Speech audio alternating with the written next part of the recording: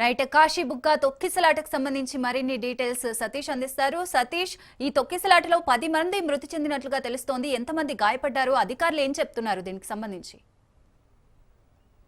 శ్రీకాకుళంలో జరిగిన కాశీబుగ్గలో జరిగిన సంఘటన అయితే రాష్ట్ర వ్యాప్తంగా తీవ్ర ఇబ్బంది జరిగిందని చెప్పవచ్చు. 12 ఎకరాల స్థలంలో వెంకటేశ్వర స్వామి ఆలయం అయితే ప్రైవేట్గా నిర్మించడం జరిగింది. అంటే దీనికి సంబంధించి ఈ నేపథ్యంలో కార్తీక మాసం కావడంతో 2000 నుంచి 3000 వరకు భక్తులు ఇక్కడికి రావడం అనేది జరిగింది. ఒకేసారిగా 25,000 భక్తులు వచ్చేసరికి ఈ ప్రమాదం చోటు చేసుకుందని చెప్పి అక్కడ స్థానికులు అయితే చెప్పడం జరుగుతుంది. ఈ సంఘటనపై చంద్రబాబు నాయుడు ఇప్పుడుగా ఆరా తీస్తున్నారు. ఈ సంఘటన స్థలానికి నారా లోకేష్ చేరుకోవడం జరుగుతుంది. అక్కడ సంబంధించి అంటే ఈ కాశీ బుగ్గకు సంబంధించి ఇక్కడ అయితే చాలా అంటే 10 మంది భక్తులు పైన ఇక్కడ మరణించడం జరిగింది. అంటే అక్కడ కాశీ బుగ్గకు అంటే ఆ టెంపుల్కి సరిపడగా అంటే అందరూ జనాలు ఎక్కువ అవడం వల్ల దానికి సంబంధించి అంటే టెంపుల్ రైలింగ్ అన్నది అక్కడ ఉన్నది. ఆ రైలింగ్ అంటే తోపులాట్లో రైలింగ్ ఊడిపోవడం వల్ల మొత్తం అక్కడ ఒకేసారి గుంపుగా జనాలు పడిపోవడం జరిగింది. ఇదే సంఘటన గతంలో కూడా ఒకసారి ఇక్కడ పుష్కరాల టైంలో కూడా రాజమండ్రిలో చోటు చేసుకుంది. అప్పుడు కూడా చాలా ప్రాణ నష్టం జరిగింది.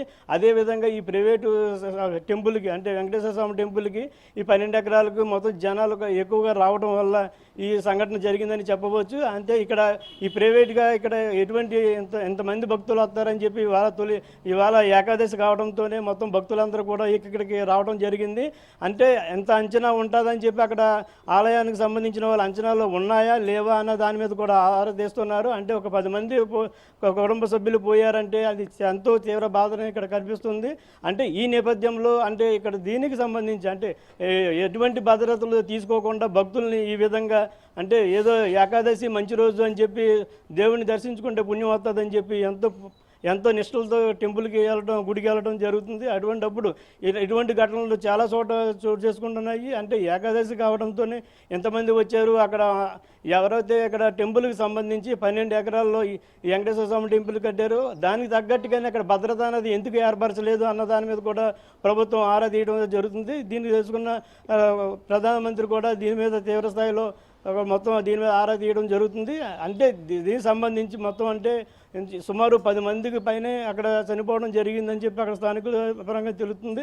అంటే ఇంకెంతమందికి గాయాలు అయినాయి, మొత్తం ఈ టెంపుల్ దగ్గర అసలు ఎటువంటి భద్రతలు ఉన్నాయి, అసలు దీనికి గల కారణాలు ఏంటి అన్న దాని మీద కోణం మీద ఎక్కడైతే తీవ్రంగా మొత్తం చర్చ అంటే జరుగుతుంది. దీనికి సంబంధించి ఈరోజు ఇప్పుడు అక్కడికి నారా లోకేష్ కూడా చేరుకోవడం జరుగుతుందని చెప్పి ఇక్కడ స్థానికంగా తెలుస్తుంది. అంటే ఇక ఇటువంటి టెంపుల్స్ ప్రైవేటీకరణగా ఉన్న టెంపుల్కి ఎంతమంది భక్తులు వచ్చేటప్పుడు ఎందుకు జాగ్రత్తలు తీసుకోలేదు అన్న విషయం మీద మాత్రం తీవ్ర స్థాయిలో అయితే చర్చించదగ్గ విషయం అని చెప్పవచ్చు. అంటే ఏకాదశి రోజున ఇక్కడ మొత్తం అంటే ఈ టెంపుల్కి చాలామంది చుట్టుపక్కల జనాలు కావచ్చు, దూరం నుంచి కావచ్చు, చాలా ఫేమస్ అయిన టెంపుల్కి ఎవరైతే ఆలయానికి సంబంధించి ఉన్నారో వాళ్ళు ఎందుకు జాగ్రత్తలు తీసుకోలేదు అన్న దాని మీద మాత్రం చాలా తీవ్రంగా దీని మీద జరుగుతుంది. అయితే సతీష్, ఇప్పుడు మనకి చంద్రబాబు స్పందించారు, అలాగే మాజీ సీఎం జగన్ స్పందించారు, ఇంతమంది స్పందిస్తున్నారు. బట్ ఆ ఆలయంకి సంబంధించిన వాళ్ళు ఎవరైనా స్పందించారా? ఎందుకు ఏర్పాట్లు చేసుకోలేదు తగినట్టుగా? వాళ్ళ వర్షన్ ఏ విధంగా ఉంది? ఈ ఆలయానికి 25,000 మంది వచ్చేసరికి అక్కడ ఎవరు కూడా కంట్రోల్ చేయలేకపోయారు. అంటే ప్రతిష్టతో అంటే ఆలయానికి అందరూ కూడా క్యూ లైన్లకి సంబంధించిన గేట్లు అన్నది ఏర్పరిచారు. జనం ఫ్లోటింగ్ ఎక్కువగా ఉండటం వల్ల ఈ రైలింగ్ అన్నది ఆ తోపులాటలను ఇరిగి పడిపోవడంతోనే మొత్తం ఈ తోపులాట అన్నది జరిగింది.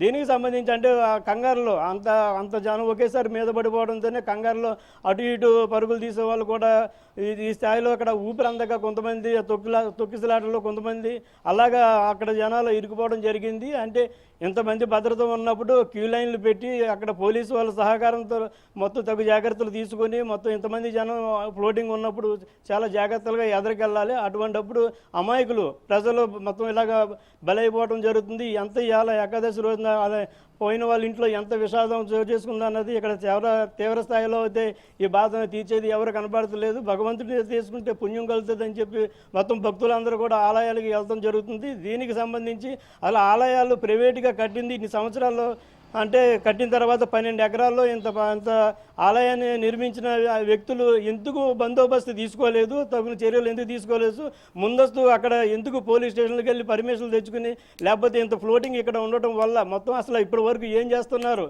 అంటే ఇంత ఇంత క్రౌడ్ పెరుగుతున్నప్పుడు మొత్తం కంట్రోల్ ఎందుకు చేయలేకపోయారు అన్నది ఆలయ ఎవరైతే యజమాని, ఎవరైతే ప్రైవేట్ యజమాని, ఆలయ యజమాని ఎవరున్నారో ఆయన మీద అయితే తగు చర్యలు తీసుకోవడానికి ప్రభుత్వం సిద్ధంగా ఉందని చెప్పవచ్చు.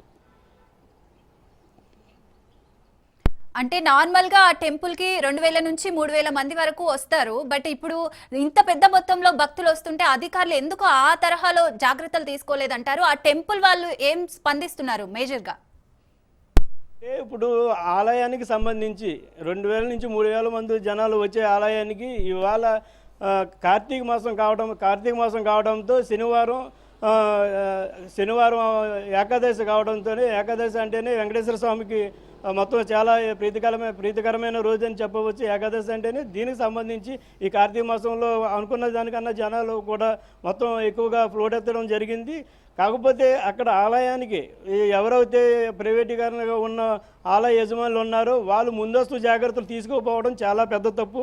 దీనికి సంబంధించి అసలు అధికారులు కూడా, అక్కడ పోలీస్ అధికారులు కూడా ఈ జనాల్ని అంచనా వేయలేకపోయారు. దాని గురించి ఈ బాధ్యతలు అంతే ఒకేసారి జనాలు ఈ రైలింగ్ కట్ అవ్వడం, పడిపోవడం, ఒకరి మీద ఒకళ్ళు అలాగా ముందస్తు జనాలు పడిపోవడం వల్ల చాలా ఇబ్బందులు గురయ్యారు.